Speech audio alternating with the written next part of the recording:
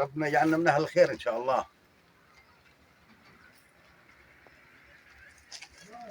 استاذ حبظلم، ايه الدنيا؟ اما المصطفى جاري الراجل هنا عامل له سمل ومقاول وصبه وخرسانه وتعال شوف القلبان اجعلها شركه سبيك وانا هنا مفتوحه.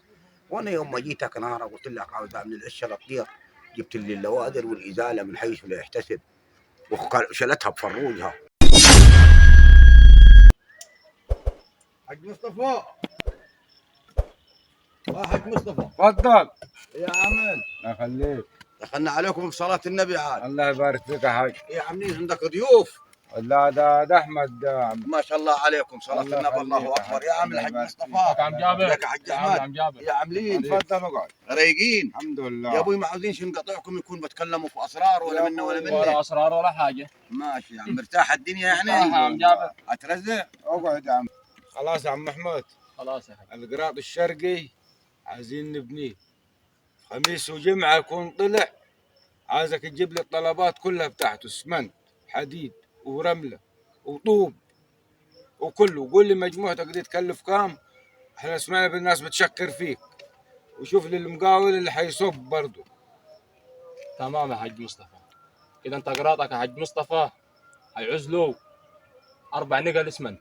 تمام. تمام، يعني 6 طن. 6 طن. دول اول حاجه. تمام. بعد كده حنجيب لك 5 نقل زلط وزيهم 5 رمله. تمام. تمام، وهجيب لك 2 طن حديد. تمام. حلو، وهجيب لك 10 روس صناعيه رجاله يشتغلوا عشان ننجز في الوقت، عشان هي هتبقى ضربه ونص يعني زي ما بيقولوا بالبلدي. قوم واقعد. هنشتغل من الساعه 12 بالليل يدان الفجر، صبتك هتكون خلصانه. تمام. هجيب لك خلاطه وهجيب لك كل حاجه. العده دي كلها هجيبها لك وما تشيلش همها يا حاج مصطفى طول ما انت جيتني. اعمل لك كل حاجه، بس اهم حاجه ما يكونش عندك جيران عصافير. اسمح. تمام. حلو، عشان بكره وبعده يا عم مصطفى يجي حد يرشد عليك يعمل عليك من الجماعه اللي هم عصافير دول، وانا يتشال خشبي هدفعك ثمن. تزعلش مني. تمام. امين. توكلنا على الله. حاجتك كلها هتخلص في يوم ونص. تمام. شكرا. توكلنا على الله حد. وقول لي حسبتك كام كده من الاخر يعني؟ من الاخر عشان انت راجل تعز علي. الله يخليك. وبحبك يا عم مصطفى انا. الله يخليك.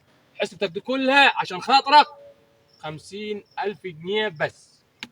ده انا كرمتك كمان يا عم مصطفى. تمام، انا حجيب لك 25 و25 بعد الشغل. امين.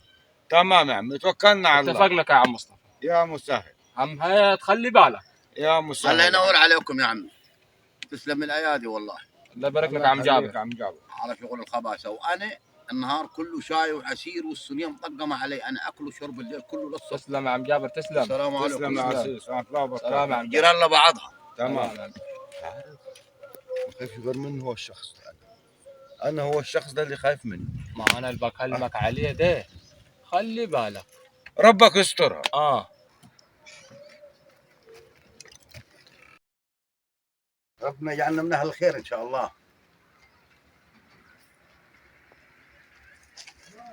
استاذ حبظلم، ايه الدنيا؟ اما المصطفى جاري الراجل هنا عامل له سمل ومقاول وصبه وخرسانه وتعال شوف القلبان اجعلها شركه سبيك وانا هنا مفتوحه.